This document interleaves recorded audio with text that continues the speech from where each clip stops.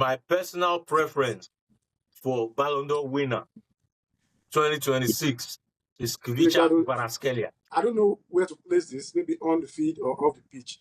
But the Folarin Balogun incident is probably the most controversial. About it. It's probably the most controversial incident of the World Cup. Elite football and Champions League is like the most difficult. It's always important to consider face of play when you see incidents like this, especially when VR is involved. I think Spain's victory at the World Cup has put a kind of question mark on the Ballon d'Or for this season. Talking about controversial moments, almost everything about that World Cup was controversial. In one of the American matches, a player dived, VAR was used, and the player that dived was cautioned. France ended up with 4th place at the World Cup. Dembele spent how many months out?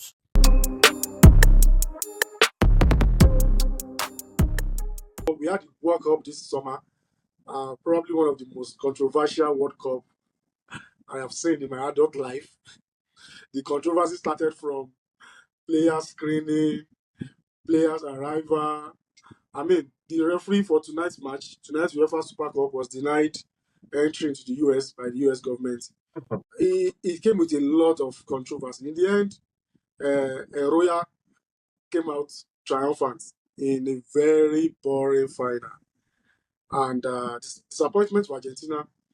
Spain went home with the 2nd World Cup. I think Spain's victory at the World Cup has put a kind of question mark on the Ballon d'Or for this season, where a lot of theories are coming up. Is it the World Cup? Is it the Champions League? What is the criteria for the World Cup?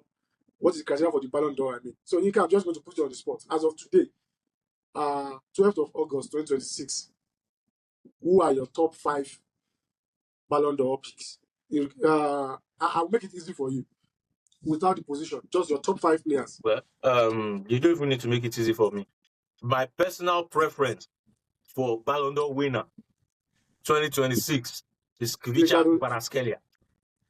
Kvaratskhelia? Yes, Kvicha Kvaratskhelia. I think it was massive for PSG last season. I think it was very vital for them. Unfortunately, he comes from a country. Well, it's not unfortunate for him. I don't mean this in any bad way, but he comes from a country that is not particularly a footballing nation when it comes to football. So his chances of appearing consistently in major national team tournaments is quite low. Otherwise, if he had played at the World Cup, for example, he would have done really, really well. And I think that could have boosted his chances if he maybe played for Spain, for example. But I do not think that players should be robbed of individual awards just because they come from a country that does not play, football. You would not expect Kvaratskhelia. I mean, take a Lamine Yamal from Spain and put him in that Georgia team. Are you certain that Lamine Yamal can take Georgia to the World Cup? Nah. If he does not take Georgia to the World Cup, does it in any way diminish his talent? Does it in any way diminish any performance? So, when it comes to criteria for the World Cup, I do not think that the factors or the criteria that is used to select the winners or the nominees should be set in stone. Because you hear people say, oh, because the World Cup here, World Cup has to play something. But you have someone that has played consistently well for the last 10 months. And then you're just going to bring someone else that has done well over just 4 weeks to win the Ballon d'Or over someone that has played well over 10 months. Now, if it was a situation where you have 2 people that have played consistently well for 10 months, and then you're not sure who to pick, and then one of them goes to the World Cup and shines in the World Cup, you can then say, okay, the World Cup gives this person an edge. But you have a person that did not play anything or did not play really well during club football, goes to the World Cup and does well. I mean, it doesn't make any sense. And because of that, it's difficult for me to say this is the player that should definitely win it from all the players that went to the World Cup. Because if you look at Mbappe, for example, even though individually he had a good season, but he went trophyless, regardless of how you want to look at it. Yeah. Club football low, national team football low, there was nothing to show for it apart from the goals that he scored. That, for me, puts him on the podium. Does not win him the prize. You have Lamine Yamal as well, who won the World Cup, obviously. But as far as let's even put his World Cup performance, I'm going to come to that. But as far as even his league football was concerned, it didn't outshine everybody in club football last season. It did not outshine everybody. And then you come to the national team, the World Cup. He was not Spain's best player. In fact, I would say it was not top 3 for Spain. If you At ask me, all, it wasn't. it was not even top 3 for. So Yamal, maybe he gets to top 5. So that's Kvaratskhelia, Mbappe, Yamal. Personally, Dembele does not even need. It's not even in the conversation for me. You got that is controversial. Dembele is not in the conversation for me because I mean France ended up with 4th place at the World Cup. Dembele spent how many months out last season? He played less than 15 league matches. Aha. So how is he in the conversation for Ballon d'Or, if not for PR? How is he in the conversation? And it's almost like when you say, "Oh, this person should not be in the." People would quickly translate that to mean that you're saying he's a bad player. No, he's not a bad player. It just means he was not great that season. He can go to 2026, 2027 season now and have one of the greatest seasons that we've ever seen. But as far as last season is concerned, he was not particularly there. So for me, Dembele is not in the conversation. So you have Kvaratskhelia, you have Mbappe, you have Lamine Yamal, you have Harry Kane, who swept almost all of the trophies in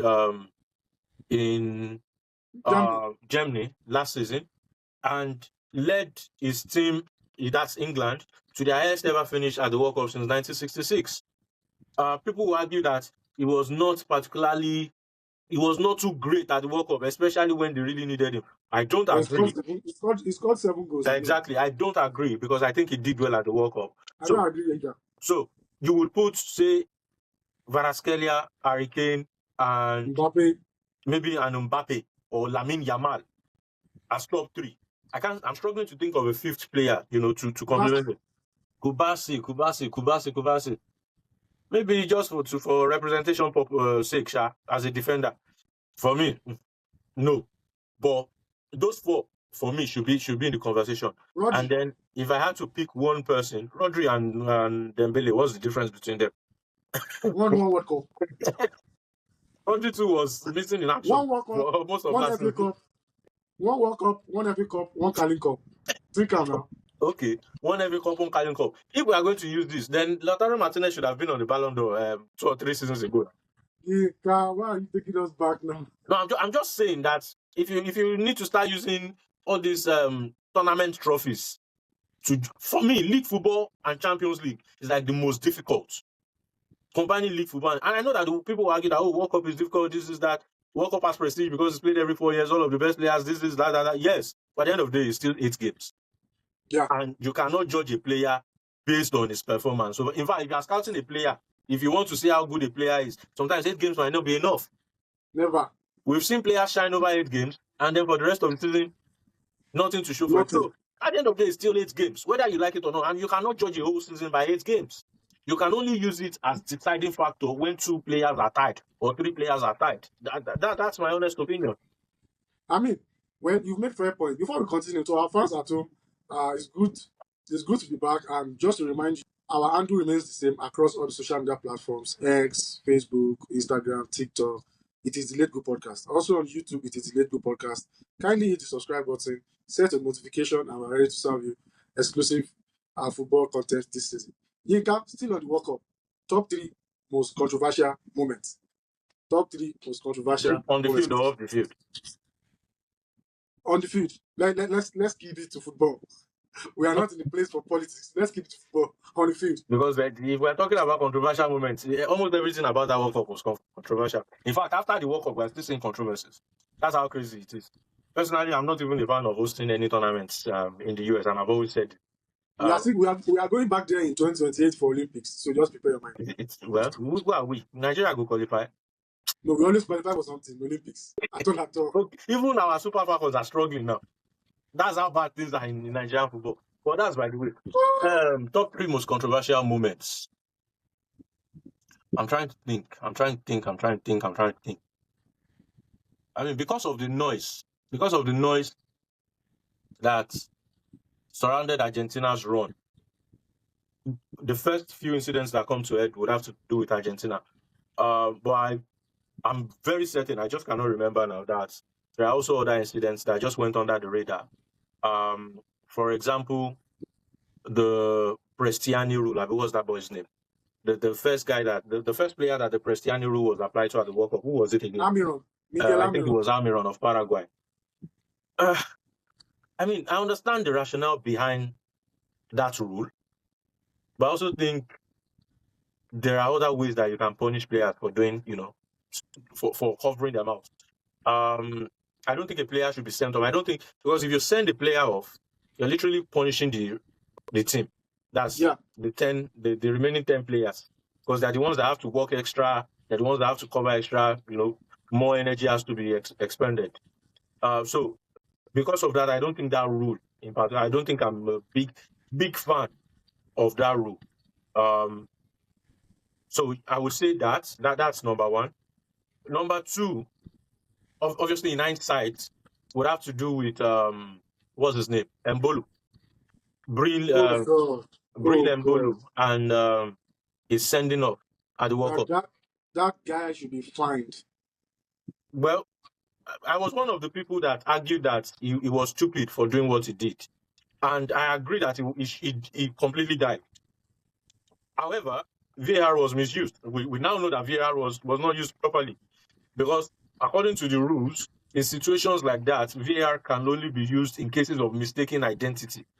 So, if, for example, a different player was sent off, for example, I think that's what happened, if I'm not mistaken. No, but Yeka, earlier in the tournament, in one of the American matches, a player dived, VAR was used, and the player that dived was cautioned.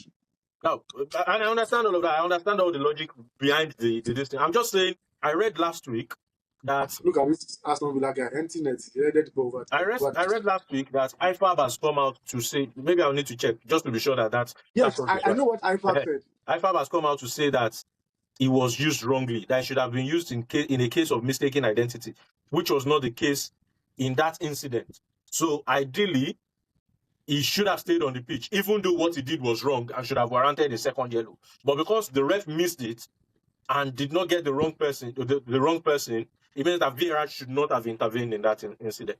So at least that's the way that I understand it. But obviously, we do not want to see diving in the game, especially when you're trying to get the better of the opponents by simulating. Number 3 would have to be, I want to say, France against was it no? Which team did France beat 2 or 3? Where there was a handball in the build-up. I can't remember. But I want to say that, but I've seen that incident time and time again. I don't think VAR could have intervened because of the phase of play that incident happened, and because it had taken a bit of time before that handball then led to a chance in that build-up. So I don't think that was controversial. I'm struggling to think of another one. I can't think of it. Argentina, Egypt. I don't think that was a foul. I think that was a foul, rather. If you are referring to the one that the ref called back for a foul, I think it was a foul. No, regardless of how little, how tiny it was still a foul. I think that was a foul. The only argument that people would most likely want to make is the ref had to go way back to fetch out that foul. But the fact still remains that between that foul and the goal, I think it was only 2 players that were involved. So, okay, can you just briefly explain this phase of play ideology to our viewers? Because to me, it feels I find it. I don't know what the rule book says, but going that far back, I feel there have been more than enough actions already. No, it's still in the same phase of play. So if you remember, Inter, I can't remember who we played, and Inter scored a goal, and that goal had to be ruled out because of a DiMarco handball from almost edge of Inter's box, close to Inter's box there. Mm-hmm. The reason that goal was ruled out was because that handball was still in the same phase of play, and players involved in that phase of play were like 2 or 3. So it's not like you have to put in like 5 different passes and the opponent had chance to settle. Now let me just try to explain as best as I can. So as far as phase of play is concerned, if Team A and Team B are playing now, if Team A have possession, Mm-hmm. and somehow Team B win the ball illegally. Now, the moment Team A loses that possession, that phase of play has ended. And the moment Team B gains the ball, another phase of play has started. Now, if Team B... 1-1. Not too surprised. If Team B takes that ball and from that illegal move, goes on to score almost immediately without any interference, or maybe it takes 2 or 3 players to get that goal to get that ball into the net. It is believed that that goal was scored from that phase of play. And because the action that started that phase of play Was is an illegal. illegal one, it nullifies that goal. Because if you had not done something illegal, you would not have scored that goal. Now, if in another situation, Team A, PSG's goalkeeper is so poor, man. if in another situation, Team B wins the ball illegally, and while Team B won the ball illegally, ref did not notice, obviously, Team B puts 2, 3, 4 passes together. In the middle of that, Team A intercepts briefly, maybe one touch, maybe had a chance to get possession, and then while they're trying to get possession, Team B wins it back immediately and then scores. Between the time that Team B won that ball illegally and the ball has entered the net, there's been 2 other phases of play, which means that VAR is limited in how far back it can go. Okay. It's limited in how far back. So if a player commits a handball, for example, and even though it's in the same phase of play, they put in about 10 passes together, 10, 14 passes together before they score, even though the opponent did not win the ball back. In most cases, and I'm not saying this is definitely the rule, but I think it's left to, discretion. In most cases, it is assumed that the opponent has had a chance to regroup and win the ball back. Because there's a limit to how far back VAR can go. Because if you allow VAR to keep going as far back as they want, then we're going to lose the game at the end of the day. We're going to lose the game completely. So if a handball happens, and then maybe the handball happens just after midfield, and then the player that won the ball with the handball passes to his teammate, they pass, and before you know what's going on, they've made like 12 passes. The opponents have settled, formed a low block, blah, blah, blah, blah, blah, and somehow they still managed to score. And then after they scored, opponents are now doing like this, handball. VAR is going to be like, how far back do you want us to go back to the last to kick off? First. So it's always important to consider phase of play when you see incidents like this, especially when VAR is involved. So if the ref does not find it, VAR can only intervene in clear and obvious error. VAR is probably thinking, is this really clear? Because they've had a chance to recover the ball, and collect the ball back. And in some situations, they've even intercepted the ball and lost it almost immediately. So why do you want me to go back to go and call that handball? So that's how phase of play works in most cases. The way I see it, there's a lot of discretionary work going on. Of course. There are rules that guide them, but sometimes you still have to use your initiative and use your discretion and think, okay, even though this ball happened in Team A's half, from that Team A's half, they only played one long ball, which entered the final third of Team B, and then that one made a cross immediately and it led to a goal. So that's just 2 or 3 passes. If that ball had not been won illegally, those 2 or 3 passes may not have happened, so we can go back.